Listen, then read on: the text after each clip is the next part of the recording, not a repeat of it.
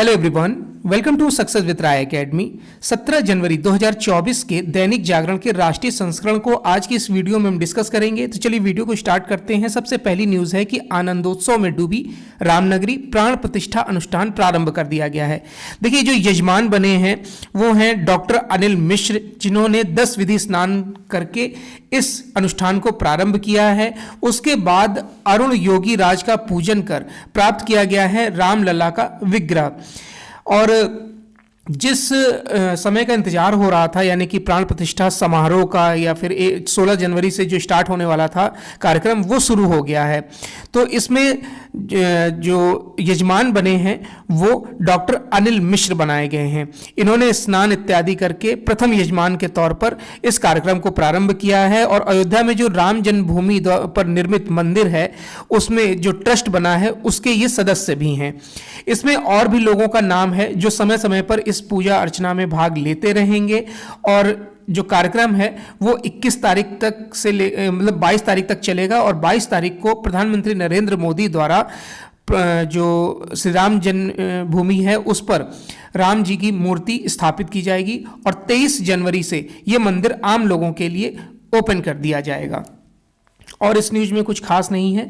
Next news पर बढ़ते हैं कि मथुरा की शाही ईदगाह मस्जिद परिसर में के सर्वेक्षण पर सुप्रीम कोर्ट ने रोक लगा दी है। देखिए, इलाहाबाद हाई कोर्ट ने सर्वे के लिए कोर्ट कमिश्नर की नियुक्ति को मंजूरी दी थी। सुप्रीम कोर्ट ने ये कहकर इसको कैंसिल कर दिया है, खारिज कर दिया है कि जो नियुक्ति की गई थी उसके लिए अस्पष्ट आवेदन था, यानी उसमें क्लियरिटी नहीं थी कि जो कोर्ट कमिश्नर नियुक्त किए जा रहे हैं उसके पीछे पूर्ण कारण क्या है और नियम क्या बताए जा रहे हैं।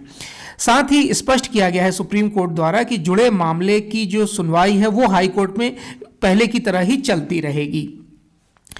देखिए, मथुरा में जो कृष्ण जन्मभूमि से सटी जो शाही ईदगाह मस्जिद परिसर है उस पर अदालत की निगरानी में सर्वेक्षण की अनुमति देने वाले इलाहाबाद हाई कोर्ट के आदेश पर सुप्रीम कोर्ट ने मंगलवार को रोक लगा दी। जस्टिस संजीव खन्ना और जस्टिस दीपांकर दत्ता की पीठ ने हाई कोर्ट ने जो 14 दिसंबर 2023 को, देखिए यहाँ पर दिया गया है डेट, 14 दिसंबर 2023 को जो आदेश दिया था उसके क्रियान्वयन पर रोक लगा दी है, जिसमें मस्जिद परिसर का सर्वेक्षण अदालत की निगरानी में कराने के लिए कोर्ट कमिश्नर की नियुक्ति पर सहमति जताई गई थी। देखिए, जो श्री कृष्ण जन्मभूमि है उसके ही बगल में शाही मस्जिद है। अब हिंदू पक्ष ये मान रहा है कि ये जो मस्जिद है वो कंस का कारागार था और इस कारागार में ही कृष्ण जी का जन्म हुआ था, इसलिए ये क्षेत्र भी मंदिर के अंतर्गत ही आता है। कुछ सबूत भी पेश किए गए हैं, जैसे वहाँ दीवालों इत्यादि पर या जो पिलर हैं उन पर स्वास्तिक के निशान मिले हैं, या फिर मंदिरों की आकृति या देवी देवताओं की उभरी हुई आकृतियाँ मिली हैं। हिंदू पक्ष का दावा है कि जो मस्जिद परिसर में ऐसी कई निशानियां हैं जिससे पता चलता है कि यहाँ पर एक समय मंदिर था। हालांकि पीठ ने यह स्पष्ट कर दिया है कि विवाद से जुड़े मामलों की जो हाईकोर्ट में सुनवाई जारी रहेगी। इसमें दीवानी प्रक्रिया संहिता सीपीसी के ऑर्डर 7 और नियम 11 के तहत दायर मुकदमों को बनाए रखने पर सुनवाई शामिल है। तो अब ये जो ऑर्डर नंबर 7 और ऑर्डर नंबर 11 है उसके तहत देखिए क्या होता है कि जो मुकदमे को बनाए रखने से संबंधित दूसरा सवाल भी हाई कोर्ट के समक्ष लंबित है। और जो 7 और 8 होता है उसमें ये रहता है, जो 7 और 11 है नियम, उसमें ये रहता है कि जो पहले से केस चल रहा है उसमें बदलाव नहीं किया जाता है, उसको रोका नहीं जाता है, उसको यथापूर्वक रखा जाता है। जस्टिस खन्ना ने भगवान श्री कृष्ण जो विराजमान एवं अन्य हिंदू संगठनों की ओर से पेश वरिष्ठ अधिवक्ता श्याम दीवान ने कहा कि हमें प्रार्थना पत्र पर आपत्ति है, उसमें प्रार्थना को देखें, यह बहुत अस्पष्ट है और इसे पढ़ें। आप कोर्ट कमिश्नर की नियुक्ति के लिए एक अस्पष्ट प्रार्थना पत्र दायर नहीं कर सकते हैं, आप इस तरह का सर्वग्राही प्रार्थना पत्र दायर नहीं कर सकते हैं।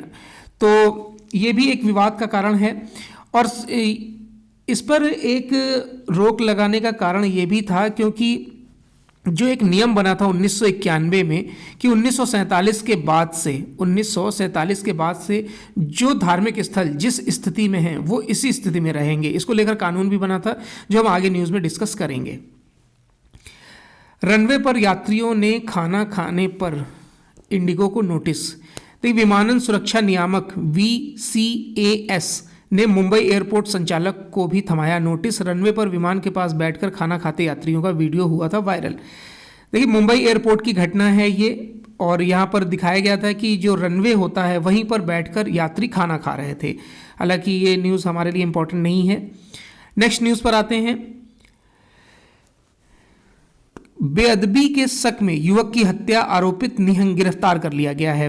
देखिए, जिसकी फोटो आप देख रहे हैं, पंजाब के कपूरथला जिले के फगवाड़ा स्थित गुरुद्वारे का ये मामला है। शौचालय में छिपा था युवक, आरोपित भी गुरुद्वारे में ही ठहरा था। ये हैं आरोपित, जिनको सम्मानित भी किया गया है और फिर गुरुद्वारे से इन्हें वापस भेज दिया गया था। और ये है मृतक, जिसकी फोटो आप देख रहे हैं। और इन पर बेअदबी का आरोप लगाया गया था। धारदार हथियार से, तलवार से इनकी गर्दन पर वार किया गया, और फिर जिन्होंने हत्या की है उन्होंने वीडियो बनाते हुए ये बोला कि इसने अवमानना की थी और इसलिए इसको मारा गया है। मारते हुए एक तरीके से वीडियो इनका प्रसारित हुआ था। तो प्रारंभिक जांच के बाद ही और तथ्य सामने आएंगे। कर मुक्त हो सकती है 8 लाख तक की आय।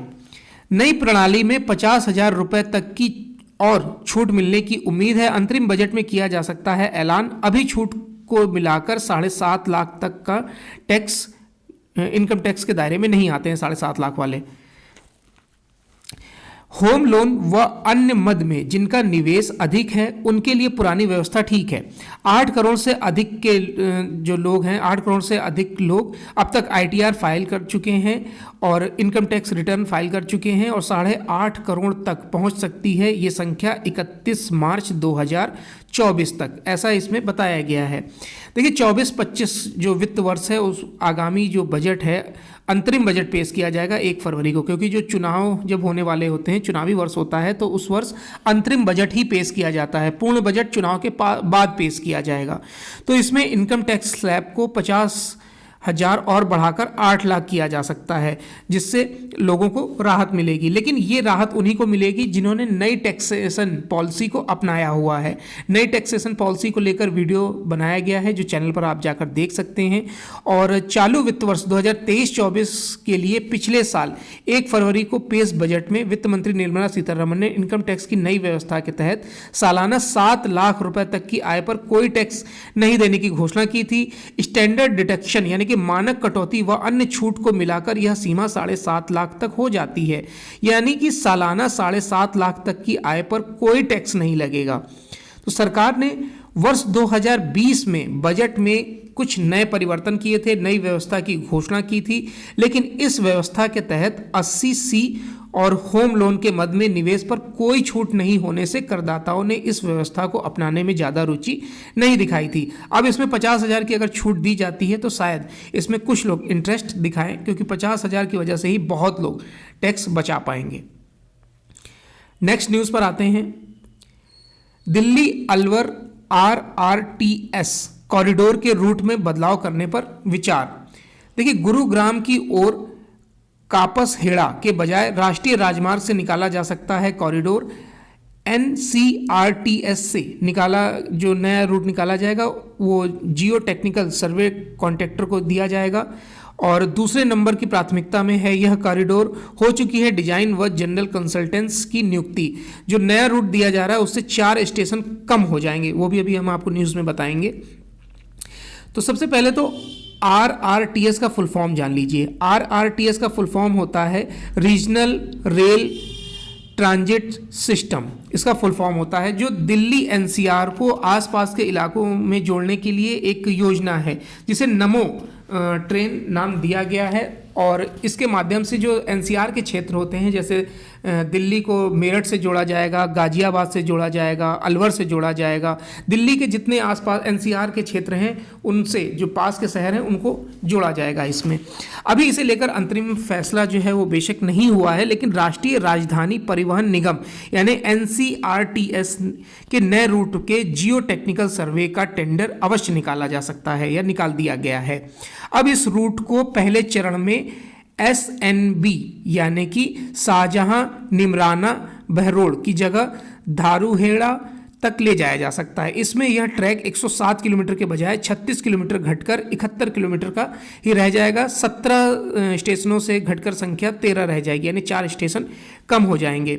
दिल्ली गाजियाबाद मेरठ कॉरिडोर के बाद दिल्ली अलवर रूट भी नमो भारत ट्रेन को चलाने की योजना है। Department for promotion of industry and internal trade यानी कि केंद्रीय वाणिज्य और उद्योग मंत्रालय के तहत गठित नेटवर्क प्लानिंग ग्रुप दूसरे शहरों की कनेक्टिविटी को बढ़ावा देने के लिए विनिर्माण को समर्थन देने के लिए इस कॉरिडोर को पहले ही शॉर्टलिस्ट कर चुकी है। तो ये भी इंपॉर्टेंट न्यूज़ है, इसको ध्यान में रखिएगा। दिल्ली सरकार 3 कोर्ट परिसरों का करेगी निर्माण। ये होंगे रोहिणी सेक्टर 26, शास्त्री पार्क और कड़कड़डुमा में 1098.5 करोड़ की लागत से बनाए गए हैं ये कोर्ट परिसर। देखिए, वित्त मंत्री आतिशी ने इन परियोजनाओं का शुभारंभ किया है और जल्द ही इसे पूरा कर लिया जाएगा। राजधानी की जिला अदालतों में जिस तरीके से कोर्ट रूम की कमी आने वाले जो समय है उसमें दूर हो जाएगी। दिल्ली सरकार ने न्यायिक ढांचे को बेहतर बनाने की दिशा में इन 3 क्षेत्रों में परिसरों का निर्माण करने की अनुमति दी है और इसके बाद जो तीनों परियोजनाओं के पूरा होने के बाद दिल्ली की जिला अदालतों में लगभग 200 कोर्ट रूम बढ़ जाएंगे। आतिशी ने विभागों को आदेश दिया कि एक विस्तृत टाइमलाइन तैयार कर तेजी से इन परियोजनाओं को पूरा करने की दिशा में काम भी किया जाएगा। इन परियोजनाओं पर 1098.5 करोड़ रुपए की लागत आएगी, अनुमान ऐसा जताया गया है। लेकिन जो न्याय मिलने की प्रक्रिया है और जो सुनवाई है वो भी जल्दी होगी, क्योंकि कई नियुक्तियां भी की जाएगी और जो नए परिसर बन रहे हैं उसको वकीलों को और जो जज होते हैं या फिर जो तीरंदार होते हैं उनको लेकर सुरक्षा के पुख्ता इंतजाम भी इसमें किए जाएंगे।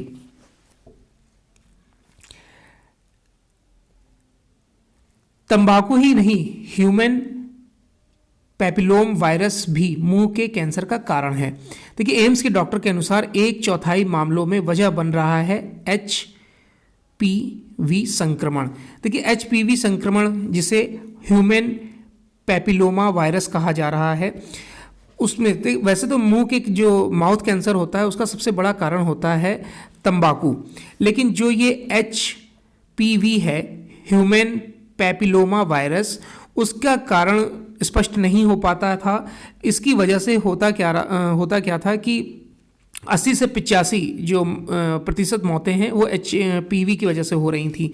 लेकिन अगर इसे शुरुआती चरण में यानी कि शुरू के 6 महीने में ही अगर इसको कैच कर लिया जाता है, पकड़ लिया जाता है, तो इसका इलाज संभव हो जाता है, वरना ये अंतिम स्टेज में चला जाता है। और 80 से 85% मरीज ठीक भी हो सकते हैं अगर इसे शुरुआती स्टेज में इसकी जांच हो जाए तो।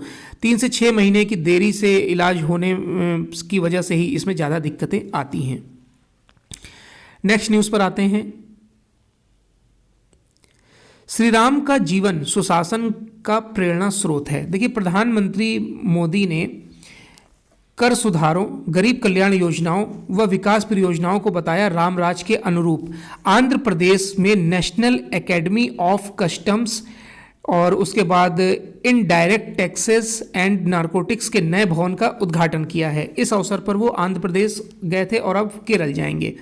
महात्मा गांधी के रामराज और सच्चे लोकतंत्र की समानता के कथन का हवाला देते हुए प्रधानमंत्री मोदी ने कहा कि श्री राम का जीवन शासन और सामाजिक जीवन में सुशासन के लिए बड़ी प्रेरणा का स्रोत बन सकता है। उन्होंने रामराज के 4 मूल स्तंभों का हवाला देते हुए पिछले 10 वर्षों के कार्य किए हैं उन्हीं के रूप इन स्तंभों को बताया है। तो ये 4 स्तंभ कौन से हैं? हर नागरिक समान व बिना भय के सिर ऊंचा करके चल सके, हर नागरिक के साथ समान व्यवहार हो, हर कमजोर की सुरक्षा हो और धर्म यानी कर्तव्य सर्वोपरि हो। तो ये 4 स्तंभ प्रधानमंत्री नरेंद्र मोदी द्वारा बताए गए हैं जो श्री राम के काल में भी थे। प्रधानमंत्री मोदी ने जीएसटी को लागू करने, टैक्स प्रणाली को सरल बनाने और विकास परियोजनाओं को समय समय पर पूरा करने जैसे प्रयासों को भी रामराज के अनुरूप ही बताया है। उन्होंने रामचरितमानस के दोहे का हवाला देते हुए कहा कि राम राज्य में टैक्स ऐसे लगाया जाता था जैसे सूर्य धरती से जल खींचता है और फिर बादल बनकर उसी रूप में धरती पर आ जाता है, यानी कि हम जो टैक्स ले रहे हैं उसका लाभ जनता को ही वापस मिल रहा है। इस तरीके से टैक्सेस लिए जा रहे हैं। उन्होंने कहा कि अपने 10 वर्षों के कार्यकाल में लिए गए फैसले विभिन्न योजनाओं एवं कार्यक्रमों को इन्हीं के अनुरूप बताया गया है। साथ ही कहा कि लाभार्थियों की सूची में जो 10 करोड़ फर्जी नामों को हटाकर भ्रष्टाचार को भी पूरी तरीके से खत्म किया गया है। चलिए नेक्स्ट न्यूज पर आते हैं। डीप फेक पर एक हफ्ते में जारी होंगे संशोधित नियम। देखिए, इलेक्ट्रॉनिक्स और सूचना प्रौद्योगिकी राज्य मंत्री जो राजीव चंद्रशेखर हैं, उन्होंने कहा है कि 7 से 8 दिनों में नए संशोधन आईटी नियम जारी कर दिए जाएंगे, क्योंकि डीप फेक इस समय लगातार मुद्दा बनता जा रहा है। और उन्होंने बोला है कि हमारी नीतियां, हमारे नियम और हमारा दृष्टिकोण खुले, सुरक्षित और जवाबदेह इंटरनेट का है, क्योंकि लगातार डीप फेक एक मुद्दा बनता जा रहा है और इससे भय भी है, क्योंकि पिछले कुछ महीनों में डीप फेक एक बड़ा मुद्दा बनकर सामने आया है। आए दिन इसकी मदद यानी एआई की मदद से लोगों के डीप फेक वीडियो और फोटो बनाकर इन्हें ब्लैकमेल किया जा रहा है। पिछले साल दक्षिण की अभिनेत्री रश्मि मंदाना का एक डीप फेक वीडियो प्रसारित हुआ था। हाल ही में सचिन तेंदुलकर ने भी खुद की और बेटी की डीप फेक वीडियो को लेकर लोगों को आगाह किया था। अभी कल भी हमने न्यूज़ में डिस्कस किया था कि सचिन तेंदुलकर का डीप फेक वीडियो इस समय इंटरनेट मीडिया पर वायरल है। नेक्स्ट न्यूज पर आते हैं कि विजय माल्या और नीरव मोदी समेत भगोड़ों को जल्द भारत लाया जाएगा। देखिए, प्रत्यर्पण प्रक्रिया में आएगी तेजी। ब्रिटेन जाएगी सीबीआई, ईडी और एनआईए की संयुक्त टीम, और उसमें फिर एमएलएटी के तहत सूचनाएं साझा करने को लेकर ब्रिटिश अधिकारियों से होगी चर्चा। हीरा कारोबारी जो नीरव मोदी और किंगफिशर एयरलाइंस के promoter Vijay Mallya, arms dealer Sanjay Bhandari समेत भारत के कुछ वांछित भगोड़ों को जल्द भारत लाने का प्रयास सफल हो सकता है। इन भगोड़ों के प्रत्यर्पण की प्रक्रिया काफी तेज चल रही है। सीबीआई, ईडी और एनआईए से संबंधित अधिकारी ब्रिटेन की यात्रा पर जल्द जा सकते हैं। इसमें आगे बताया गया है कि लंदन जाने वाली टीम पारस्परिक कानूनी सहायता संधि यानी कि MLAT के तहत सूचनाओं को साझा करने को लेकर ब्रिटेन के अधिकारियों के साथ द्विपक्षीय चर्चा करेंगे, और MLAT पर दोनों देशों ने हस्ताक्षर किए हैं। इसलिए ब्रिटेन और भारत दोनों आर्थिक अपराधियों और अन्य लोगों से जुड़े आपराधिक जांच पर कानूनी रूप से जानकारी साझा करने के लिए बाध्य हैं। यदि सब कुछ योजना के अनुसार चलता रहा तो इनका प्रत्यर्पण जल्दी हो जाएगा। माल्या की 500 करोड़ से अधिक की संपत्ति बैंक से धोखाधड़ी के आरोप में कुर्क और जब्त की जा चुकी है। नीरव मोदी पर पंजाब नेशनल बैंक के 6,500 करोड़ रुपए से अधिक के धोखाधड़ी के आरोप हैं। आर्म्स डीलर जो भंडारी हैं, उन पर विभिन्न रक्षा सौदों को आयकर और ईडी की जांच के बीच 2016 में विदेश भाग गए थे। जब जांच चल रही थी तभी ये भाग गए थे। नेक्स्ट न्यूज पर आते हैं। चंद्रबाबू नायडू की याचिका पर सुप्रीम कोर्ट के जजों में मतभेद। देखिए, आंध्र प्रदेश के पूर्व मुख्यमंत्री एन चंद्रबाबू नायडू को नहीं मिली राहत। चंद्रबाबू नायडू का मामला अब सुप्रीम कोर्ट की बड़ी बेंच में जाएगा। देखिए, सुप्रीम कोर्ट ने कौशल विकास निगम घोटाले मामले में एफआईआर रद्द करने की तेदेपा नेता एन चंद्रबाबू नायडू की याचिका पर खंडित फैसला दिया है, यानी कि जज एक मत नहीं हो पाए। सुप्रीम कोर्ट में मामला बड़ी बेंच को चला गया है और इसमें पुलिस ने केस दर्ज किया था, जिसे खारिज करने को लेकर चंद्रबाबू नायडू सुप्रीम कोर्ट पहुंच गए थे। जस्टिस अनिरुद्ध बोस और जस्टिस बेला एम त्रिवेदी की पीठ ने भ्रष्टाचार निरोधक कानून की धारा 17 की व्याख्या करते हुए अलग अलग फैसला सुनाया। अब इसको ध्यान से सुनिएगा। भ्रष्टाचार निरोधक कानून की धारा 17A को 26 जुलाई 2018 से एक कानूनी बदलाव के तहत लागू किया गया था। यह प्रावधान किया गया था कि अगर कोई पुलिस अधिकारी किसी सरकारी कर्मचारी के खिलाफ अपराध की जांच करता है तो उसे संबंधित प्राधिकार से इजाजत लेनी होगी। लेकिन अनिरुद्ध बोस ने कहा कि ये तो रिटायर हो गए हैं, अब ये पूर्व मुख्यमंत्री हैं, तो इसमें इजाज़त की क्या ज़रूरत है। और वहीं पर जो दूसरी जज हैं वो कह रही थी कि इसमें इजाज़त लेनी पड़ेगी क्योंकि ये मामला हाई प्रोफाइल है, ये मुख्यमंत्री रह चुके हैं। तो इसी को लेकर मतभेद हुआ, जो अब मामला चला गया है सुप्रीम कोर्ट की बड़ी पीठ के पास, यानी कि DY चंद्रचूड़ के पास। नेक्स्ट न्यूज़ पर आते हैं कि डिजिटल क्रांति में भारत लिख रहा सफलता की गाथा। प्रति व्यक्ति डेटा खपत के मामले में भारत दुनिया का अग्रणी देश बन गया है। और वहीं पर जब डिजिटल क्रांति भारत में आई थी तो भारत इस क्रम में 123वें नंबर पर था। आज यानी कि 2023 की रैंकिंग में वो पहले स्थान पर है। तो कितना बड़ा बदलाव आया है इस पर।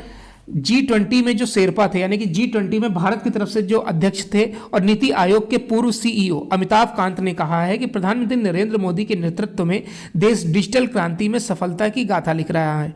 2015 से लेकर अब तक भारत ने इस क्षेत्र में लंबा सफर तय किया है और कई बदलाव भी किए हैं। इंडिया हैबिटेट सेंटर में मंगलवार को आयोजित driving India's ticket D2M for Bharat 5G broadcast सम्मेलन में वो बोल रहे थे। उन्होंने ये बोला कि जो IIT कानपुर और सांख्य लैब के संयुक्त तत्वावधान में जो शिखर सम्मेलन आयोजित हो रहा है, डिजिटल इंडिया की जो शुरुआत हुई थी वो इससे मिलता जुलता है। उस समय प्रति व्यक्ति डेटा खपत के मामले में हम 123वें नंबर पर थे और आज हम पहले स्थान पर पहुंच गए हैं। और उन्होंने बोला कि भारत सरकार के दूरसंचार विभाग के जो सचिव हैं नीरज मित्तल, उन्होंने भी बोला कि भारत डिजिटल क्रांति के शिखर पर पहुंच रहा है और आने वाले समय में 5G टेक्नोलॉजी जो धीरे धीरे और बढ़ेगी, इससे लोगों के पास संपर्क और बढ़ता चला जाएगा और लोग इस टेक्नोलॉजी से और जुड़ते जाएंगे। इसमें एक आया है कि 19 शहरों में जल्द ही किया जाएगा डायरेक्ट टू मोबाइल प्रसारण का परीक्षण। तो आप ये जान लीजिए कि डायरेक्ट टू मोबाइल प्रसारण है क्या। मोबाइल यूजर्स बिना सिम कार्ड या इंटरनेट कनेक्शन के वीडियो स्ट्रीमिंग कर सकेंगे। डायरेक्ट टू मोबाइल यानी कि सीधे मोबाइल तक प्रसारण जल्द शुरू करने की तैयारी है। अब जब आपको सिम की जरूरत नहीं पड़ेगी और इंटरनेट कनेक्शन की जरूरत नहीं पड़ेगी तो भी आप मोबाइल यूज कर सकते हैं, तो ये एक क्रांति ही मानी जाएगी। नेक्स्ट न्यूज पर आते हैं। एनडीए ने मनाया 75 साल के सैन्य गौरव का जश्न। जो एनडीए है, एनडीए उसने अपनी स्थापना के 75 वर्ष पूरे कर लिए हैं और इस पर चीफ डिफेंस ऑफ स्टाफ यानी कि CDS जनरल अनिल चौहान ने कहा कि मुझे लगता है कि एनडीए ऐसा संस्था है जहां पर पत्थर को हीरे में बदला जाता है। ये खुद भी एनडीए से पास आउट हैं। एनडीए के पूर्व छात्र अनिल चौहान ने कहा कि एनडीए पाठशाला है जहां राष्ट्रवाद की भावना जागृत की जाती है। यह ऐसी जगह है जहां हम विविधता का सम्मान करना भी सीखते हैं। इस कार्यक्रम में 52 वर्षीय मेजर जनरल VK मधोक जो सेवानिवृत्त हैं, जो पूर्ववर्ती संयुक्त सेवा विंग के पहले बैच के थे, वो भी यहां पर मौजूद थे। इसके अलावा भी एनडीए के कुछ लोग मौजूद थे, जैसे थल सेना अध्यक्ष जनरल SF रोड्रिक्स, नौसेना अध्यक्ष एडमिरल L रामदास, वायुसेना अध्यक्ष air chief marshal NC Suri, ये सब पहले बैच के थे जो यहां पर शामिल हुए थे। नेक्स्ट न्यूज है, भारत और चीन की सेनाओं के बीच LAC पर हुई थी 2 और झड़पें। सैनिकों को वीरता पुरस्कारों के प्रशस्ति पत्र से ये जानकारी सामने आई है। सेना ने 13 जनवरी के अलंकरण समारोह का वीडियो पहले प्रसारित किया था, फिर उसे निष्क्रिय कर दिया है। तो ये भारत चीन की सेनाओं के बीच वास्तविक नियंत्रण रेखा पर 2 और झड़पें हुई थी और ये झड़पें जून 2020 के बाद हुई थी, यानी कि सितंबर 2021 में हुई थी और फिर नवंबर 2022 में हुई थी। तो इसका जिक्र पहले किया गया लेकिन फिर उसे हटा दिया गया है वेबसाइट से और न्यूज से। पिछले सप्ताह सेना की जो पश्चिमी कमान द्वारा एक अलंकरण समारोह में दिए गए प्रशस्ति पत्र में इस बात का संक्षिप्त विवरण दिया गया था कि कैसे भारतीय सैनिकों ने LAC पर चीन की पीपुल्स लिबरेशन आर्मी के सैनिकों के आक्रामक व्यवहार का दृढ़ता से जवाब दिया। चंडी मंदिर में मुख्यालय बनी सेना की पश्चिमी कमान ने अपने YouTube चैनल पर 13 जनवरी के समारोह पर एक वीडियो अपलोड किया था, जिसे बाद में हटा दिया गया था। लेकिन ये साहसिक बात है कि जब आप इतनी बड़ी सेना का मुकाबला करते हैं तो इस न्यूज़ को हटाना हालांकि सही नहीं था, क्योंकि हमारे सैनिकों ने मुंहतोड़ जवाब दिया। वो चीन की जो आर्मी है वो भारतीय सीमा में प्रवेश कर रही थी और निहत्थे भारतीय सैनिकों ने उन्हें खदेड़ दिया। तो इस न्यूज़ को हालांकि नहीं हटाना चाहिए था। चलिए नेक्स्ट न्यूज़ पर आते हैं कि तहरीके हुर्रियत के बारे में फैसला करेगा न्यायाधिकरण। केंद्रीय गृह मंत्रालय ने मंगलवार को गैर कानूनी गतिविधियों अधिनियम न्यायाधिकरण का गठन कर दिया है। इसमें दिल्ली हाईकोर्ट के न्यायाधीश जस्टिस सचिन दत्ता भी शामिल हैं। यह अधिकरण का मकसद जो यह तय करना है कि पाकिस्तान समर्थक अलगाववादी तहरीक हुर्रियत को गैर कानूनी घोषित करने के लिए पर्याप्त आधार है या नहीं, क्योंकि इसे दिवंगत अलगाववादी नेता सैयद अली शाह गिलानी ने 2004 में इसे सियासी दल के रूप में स्थापित कर दिया था, क्योंकि पहले यह आतंकवादी संगठन था। तो इस पर फैसला जल्द आ सकता है। नेक्स्ट न्यूज है कि हादसों के लिए सड़क की खराब डिजाइन जिम्मेदार है, यह बोला है गडकरी जी ने। केंद्रीय मंत्री ने कहा है कि सड़क दुर्घटनाएं रोकना सिर्फ प्राथमिकता ही नहीं होनी चाहिए, उसे शीर्ष प्राथमिकता में स्थान देना चाहिए। लोग अपने व्यवहार में परिवर्तन लाएं तो हादसे थमेंगे। देखिए, केंद्रीय सड़क एवं परिवहन एवं राजमार्ग मंत्री नितिन गडकरी ने कहा है कि सड़क दुर्घटनाओं के लिए मुख्य रूप से रोड इंजीनियरिंग की कमियां हैं, उसको जिम्मेदार ठहराया जा सकता है। CII की ओर से एक कार्यक्रम था सड़क सुरक्षा को लेकर, उसमें नितिन गडकरी बोल रहे थे। उन्होंने बोला है कि तमाम प्रयासों के बावजूद भी दोषपूर्ण DPR बनाए जा रहे हैं और इंजीनियरों को नसीहत भी दी जा रही है कि ऐसे DPR ना बनाए जाएं जो दुर्घटना को आमंत्रित करते हैं।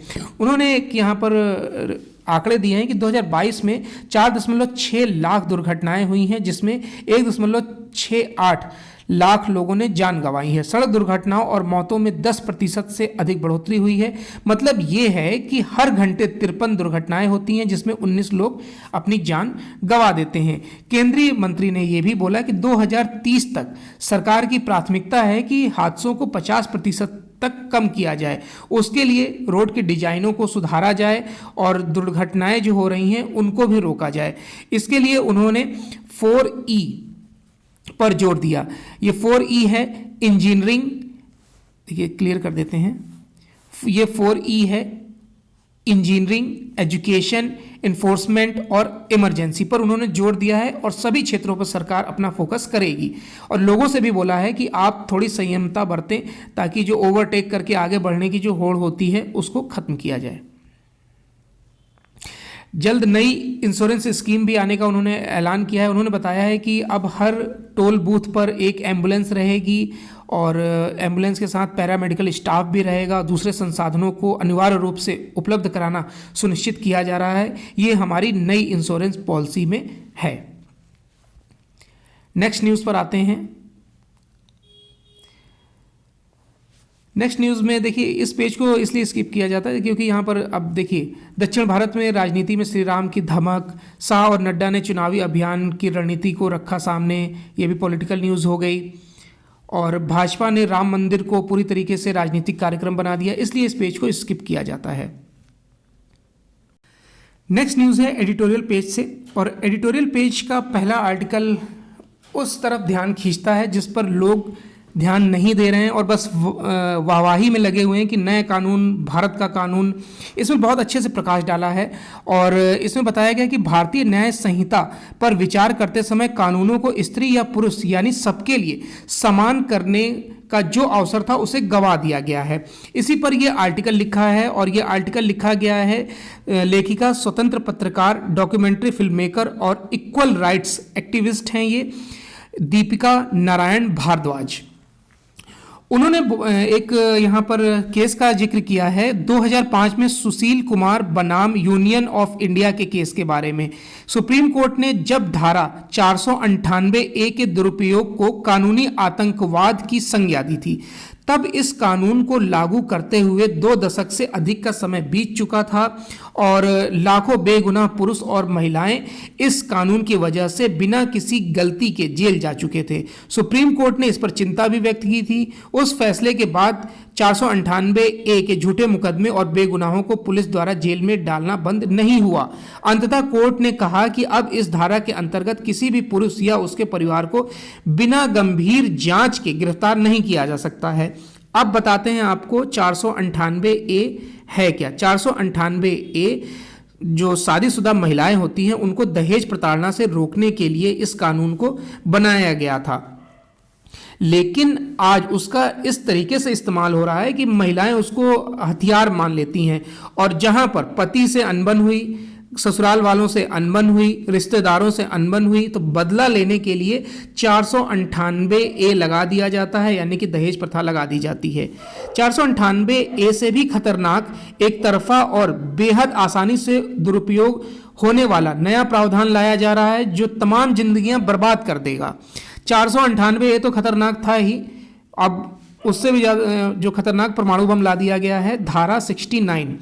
इसके अनुसार यदि कोई पुरुष किसी महिला को शादी या नौकरी या पदोन्नति का झूठा झांसा देकर उसके साथ शारीरिक संबंध बनाता है तो उसे 10 साल तक की सजा हो सकती है। इसमें अपनी पहचान छुपाकर शादी करने को भी अपराध माना गया है। किसी भी आम इंसान को इस कानून को पढ़कर शायद पहली बार में कुछ अजीब ना लगे, लेकिन निसंदेह झूठ बोलकर शारीरिक संबंध बनाना तो देखिए गलत है, लेकिन सहमति से जो संबंध बनाए गए हैं उसका क्या? झांसा दिया गया था या झांसा नहीं दिया गया था, मंशा झूठी थी या नहीं थी, यह कानून कैसे जांच करेगा? अब मान लीजिए दो लोग सहमति बनाकर आपसी शारीरिक संबंध बना रहे हैं, उसके बाद मान लीजिए पुरुष और महिला जो है वो शारीरिक संबंध बना रहे हैं दोनों की आपसी सहमति से, फिर महिला कहीं और शादी करना चाहती है, फिर क्या होगा? पुरुष तो चाह रहा है कि शादी कर लें, महिला चाह रही है कि शादी हम कहीं और करें, लेकिन अब पुरुष को कैसे हटाया जाए? तो वो जो है वो आर्टिकल 69 का सहारा लेगी और इसे झूठे केस में फंसा देगी कि मेरे साथ बलात्कार किया गया या फिर मेरे साथ झूठ बोलकर, पहचान छुपाकर या फिर कई ऐसे तथ्यों को लालच देकर मेरा शारीरिक शोषण किया गया है। तो ये सब बातें 69 में क्लियर हैं ही नहीं कि इसको कैसे बचाया जाएगा। क्या 21वीं सदी की महिलाएं जो सशक्त हैं, पढ़ी लिखी हैं, सही गलत जानती हैं, उन्हें कोई भी आदमी शादी, नौकरी, प्रमोशन का झांसा देकर संबंध बनाने को कहेगा? वे मान लेंगी। सोच समझकर बनाए गए संबंधों को अपराध की श्रेणी में कैसे डाला जा सकता है? मान लीजिए कोई व्यक्ति नौकरी का लालच देकर शारीरिक संबंध बनाता है और नौकरी दे भी देता है, तो क्या अब यह कोई अपराध नहीं कहा जाएगा? क्या हम यह समझ लें कि कानून अब कह रहा है कि नौकरी या पदोन्नति के लिए शारीरिक संबंध बना लेना सही है, यानी शारीरिक संबंध बनाइए, नौकरी दे दीजिए, तो मतलब नौकरी देंगे तो शारीरिक संबंध बना लीजिए। नए कानून के आने से पहले हजारों ऐसे मामले हमारी न्यायिक प्रणाली का समय बर्बाद कर चुके हैं, जिसमें सालों साल तक प्रेम संबंध या लिव इन रिलेशनशिप के बाद महिलाओं ने पुरुष पर दुष्कर्म का आरोप लगाकर उन पर झूठे केस लगा दिए हैं। इसमें तब क्या होगा जब 21 साल का मान लीजिए लड़का है और 40 साल की महिला, उसमें भी अगर इस तरीके के संबंध होते हैं और फिर महिला इस तरीके के आरोप लगाती है, तो इसको कैसे जांचा जाएगा? क्या महिला को ये समझ नहीं थी कि इसकी उम्र कितनी है? तो इन सब बातों को इसमें कैसे जांचा जाएगा, ये भी एक बहुत बड़ा विषय है। नेशनल क्राइम रिकॉर्ड ब्यूरो के अनुसार वर्ष 2015 में दुष्कर्म के मामलों में शादी का झांसा देकर जो दुष्कर्म किए गए उसमें 21% थे केस 2015 में। 2021 में ये आंकड़ा 51% हो गया। तो इसी कारण दिसंबर 2022 में उड़ीसा उच्च न्यायालय ने शादी के झूठे वादे पर शारीरिक संबंध के लिए सहमति के कानून की वैधता निर्धारित करने के लिए गंभीरता से विचार विमर्श करने को भी बोला। धारा 69 संविधान के अनुच्छेद 14 और 15 का उल्लंघन भी करती है, क्योंकि इसके अनुसार यह माना गया है कि शादी का वादा करके सहमति से बनाया गया संबंध तभी अपराध होगा जब कोई पुरुष इससे मुकर जाए, महिला नहीं।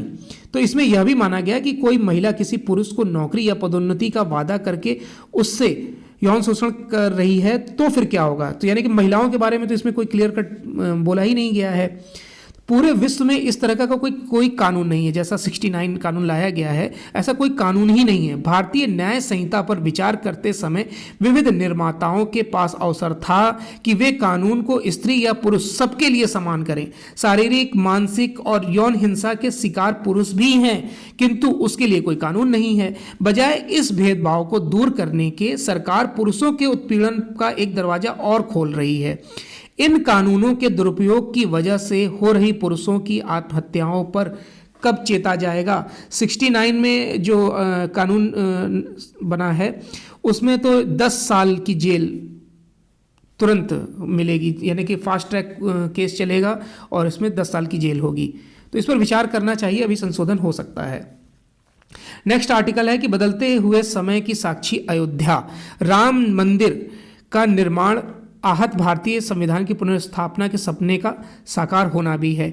यहाँ पर 1990 के आसपास जिस तरीके से आंदोलन चला था वो अब मूर्त रूप ले चुका है और अब मंदिर बन रहा है, इसको यहाँ पर कोट किया गया है। हालांकि मंदिर निर्माण पर हम कई आर्टिकल डिस्कस कर चुके हैं, इसलिए इसको स्किप करेंगे। नेक्स्ट न्यूज़ है बिजनेस पेज से। बिजनेस पेज में पहली न्यूज़ है कि किफ़ायती घरों के लिए बढ़ सकती है ब्याज सब्सिडी। ये प्रधानमंत्री आवास योजना में 1 लाख करोड़ रुपए हो सकता है बजट का आवंटन। 3 से 5 वर्ष तक के लिए बढ़ाई जा सकती है। लक्ष्य प्राप्ति के लिए इस योजना को बढ़ाया जा सकता है क्योंकि लक्ष्य अभी प्राप्त नहीं हुआ है। 2.4 लाख करोड़ रुपए की राशि हो चुकी है खर्च 5 वर्षों में इस योजना पर। और आगामी 1 फरवरी को जो बजट पेश होने वाला है, केंद्र सरकार अपनी महत्वाकांक्षी प्रधानमंत्री आवास योजना के लिए कई प्रोत्साहनों की घोषणा कर सकती है। 3 सूत्रों के अनुसार बजट में किफ़ायती आवासों के लोन पर बजट से जुड़े ब्याज पर सब्सिडी में बढ़ोतरी की जा सकती है। केंद्र सरकार ने पिछले महीने संसद में बताया था कि शहरी और ग्रामीण क्षेत्रों में किफ़ायती आवासों पर सरकार पिछले 5 वर्षों से 2.4 लाख करोड़ रुपए से ज़्यादा की राशि खर्च कर चुकी है। जो ये लोन दिया जाता था प्रधानमंत्री आवास योजना के तहत, जब पहली प्रॉपर्टी खरीदी जाती है तो 1 लाख से 2.67 लाख तक 2.67 लाख तक इसमें छूट दी जाती थी। तो इस योजना को आगे भी, अभी तक इसकी लास्ट डेट 24 रखी गई थी दिसंबर, लेकिन अब इसको और बढ़ाया जा सकता है। आने वाले वर्षों में निजी पूंजीगत निवेश में आएगी तेजी। आरबीआई की एमपीसी के सदस्य ने कहा कि पिछले कुछ वर्षों में सरकार ने ही उठाया है निवेश का बोझ। आने वाले वर्षों में निजी पूंजीगत व्यय बढ़ेगा और यह सार्वजनिक क्षेत्र में निवेश की कमान भी संभालेगा। देखिए, आरबीआई की जो मौद्रिक नीति समिति के सदस्य हैं जयंत आर वर्मा, वो ये आईआईएम अहमदाबाद में प्रोफेसर भी हैं। उन्होंने बोला है कि स्थापित जो क्षमता का उपयोग धीरे धीरे बढ़ रहा है और आने वाले वर्षों में निजी पूंजीगत व्यय जोर पकड़ेगा। वर्मा ने कहा कि पिछले कुछ वर्षों में सरकार ने ही निवेश का बोझ उठाया है और जबकि निजी पूंजीगत व्यय बहुत कम रहा है, तो आगे भी ये जारी रह सकता है। निवेश में इससे तेजी आएगी, ये इन्होंने प्रिडिक्ट किया है। नए मैन्युफैक्चरिंग यूनिट के लिए बढ़ सकती है आयकर छूट की समय सीमा। देखिए, निजी निवेश को प्रोत्साहित करने के लिए अंतरिम बजट में कई रियायतों का ऐलान किया जा सकता है। सरकार नई मैन्युफैक्चरिंग यूनिट स्थापित करने वालों के लिए कानून रियायती 15% आयकर दर को 1 साल के लिए और बढ़ा सकती है। नेक्स्ट न्यूज़ पर आते हैं। स्टार्टअप रैंकिंग में गुजरात, कर्नाटक, केरल सबसे बेहतर। देखिए, गुजरात, कर्नाटक, तमिलनाडु और केरल को राज्यों की स्टार्टअप रैंकिंग में सबसे बेहतरीन प्रदर्शन का अवार्ड दिया गया है। पंजाब, राजस्थान, तेलंगाना, उड़ीसा और महाराष्ट्र को शीर्ष प्रदर्शन का अवार्ड दिया गया है। वहीं उत्तर प्रदेश, उत्तराखंड, मध्य प्रदेश, असम और आंध्र प्रदेश को स्टार्टअप्स की लीडर श्रेणी में ये अवार्ड दिया गया है। वाणिज्य और उद्योग मंत्री पीयूष गोयल ने राज्यों को ये अवार्ड दिए हैं। उद्योग संवर्धन और आंतरिक व्यापार विभाग की तरफ से राज्यों की स्टार्टअप रैंकिंग फ्रेमवर्क 2022 की रिपोर्ट जारी की गई है। इस मौके पर गोयल ने कहा कि भारत को वर्ष 2047 तक विकसित बनाने में स्टार्टअप का बहुत बड़ा योगदान होता है। उन्होंने बोला कि जो स्टार्टअप है वो पिछले 7 वर्षों में 120% हो गया है, यानी 100% से भी ज़्यादा इसमें बढ़ोतरी दर्ज की गई है। देश के लगभग सभी 670 जिलों में स्टार्टअप की उपस्थिति है। देश में 112 यूनिकॉर्न स्टार्टअप्स हैं जिनका कुल मूल्य 30 लाख करोड़ का है। स्टार्टअप्स ने 10 लाख से अधिक लोगों को नौकरियां दी हुई हैं। 10 साल में 12% घटी है बिजली चोरी, ये आंकड़े आए हैं टीएनडी से होने वाली हानि में के स्तर पे 15.4% का आया है, घटकर इस तरह आ गया है। 1.5 से 2 दशक पहले 30% तक बिजली चोरी होती थी। पिछले 10 वर्षों में ट्रांसमिशन एंड डिस्ट्रीब्यूशन यानी कि टीएनडी से होने वाली हानि 27% से घटकर 15% ही रह गई है। दूसरे शब्दों में कहें तो जितनी आपूर्ति बिजली वितरण कंपनियां यानी कि डिस्कॉम कर रही हैं उसमें 86% का शुल्क वो वसूलने लगी हैं। इससे उत्साहित बिजली मंत्रालय ने इस हानि के स्तर को 12% पर तक लाने का फैसला किया है। बिजली वितरण कंपनियां जितनी बिजली आपूर्ति करती हैं और जितने हिस्से का शुल्क वसूलने में वह सफल होती हैं, इसके बीच का अंतर ही टीएनडी हानि के तौर पर चिन्हित होता है। वैसे कुछ हिस्सा तकनीकी कारणों की वजह से भी बीच में खत्म हो जाता है, लेकिन टीएनडी हानि में एक बड़ा हिस्सा बिजली चोरी का है। आज से 1.5 से 2 दशक पहले 30% तक की बिजली चोरी होती थी। चलिए नेक्स्ट न्यूज़ पर आते हैं। हरदीप सिंह पुरी ने बोला है, जो पेट्रोलियम मंत्री हैं, कि 2028 से काफ़ी पहले $5 ट्रिलियन की आर्थिकी बन सकता है भारत। पुरी जी ने बोला है कि 2028 से काफी पहले तक $5 ट्रिलियन की अर्थव्यवस्था भारत बन सकता है। साथ ही कहा है कि देश की बड़ी आबादी के हितों की रक्षा के लिए ऊर्जा बदलाव की व्यवस्थित तरीके से उसको अंजाम भी देने की जरूरत है। पुरी ने कहा कि भारत स्थिरता लक्ष्यों के प्रति अपनी प्रतिबद्धताओं से अवगत है और सभी लक्ष्यों को समय पर पूरा करेगा। ये बातें बोली गई हैं विश्व आर्थिक मंच की वार्षिक बैठक में।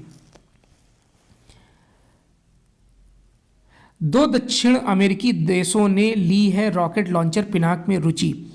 देखिए, भारत विकसित कर रहा है 120 किलोमीटर और 200 किलोमीटर रेंज के रॉकेट। डीआरडीओ सार्वजनिक क्षेत्र के उपक्रमों से मिलकर ये उत्पादन किया जा रहा है। स्वदेशी हथियार प्रणाली के निर्यात की दिशा में भारत ने एक और कदम बढ़ाया है। 2 दक्षिण अमेरिकी देश ने स्वदेशी Pinaka multi barrel rocket launcher खरीदने में रुचि दिखाई है। इसके लिए डीआरडीओ पिनाक श्रेणी के 2 ऐसे रॉकेट लॉन्चरों को विकसित करने पर काम कर रहा है जिसकी मारक क्षमता 120 किलोमीटर से 200 किलोमीटर बताई जा रही है।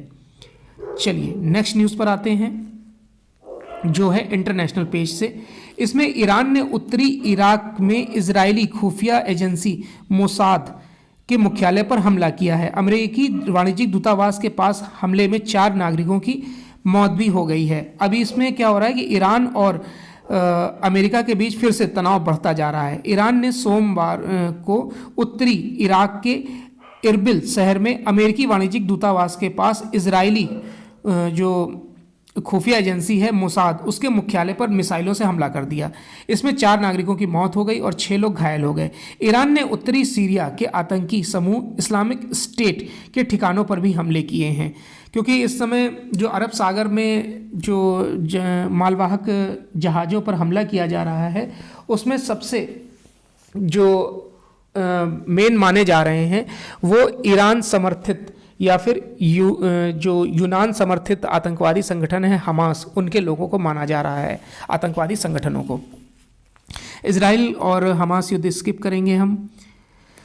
पीएम हसीना ने आवामी लीग की जीत को बांग्लादेश की जीत बताया है, क्योंकि 2009 से वो लगातार बांग्लादेश की प्रधानमंत्री हैं और 300 सीटों में से फिर से वो 223 सीटों पर जीतकर प्रधानमंत्री बांग्लादेश की वो बनी हैं।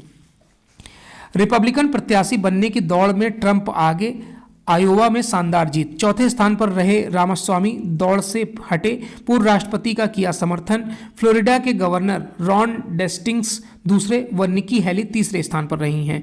अमेरिका के पूर्व राष्ट्रपति डोनाल्ड ट्रंप ने 2024 के राष्ट्रपति चुनाव के लिए रिपब्लिकन उम्मीदवार की पहली लड़ाई जीत ली है। उन्होंने आयोवा काकस के चुनाव में शानदार जीत हासिल की है। आयोवा प्रांत में पार्टी के प्राथमिक चुनाव में अंतिम स्थान पर रहे भारतवंशी दावेदार विवेक रामास्वामी ट्रंप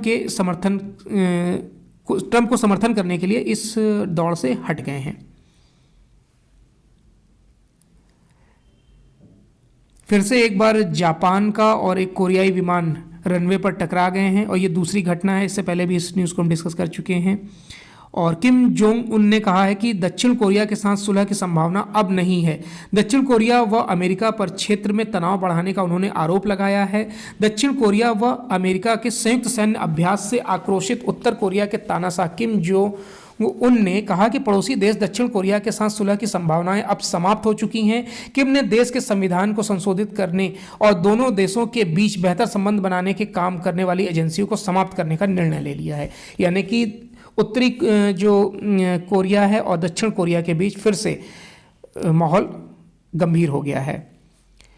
तो ये आज का यानी 17 जनवरी 2024 का दैनिक जागरण का राष्ट्रीय संस्करण था। आई होप आपको वीडियो अच्छा लगा होगा। अगर वीडियो अच्छा लगा हो तो लाइक और शेयर कर दीजिएगा। वीडियो देखने के लिए धन्यवाद।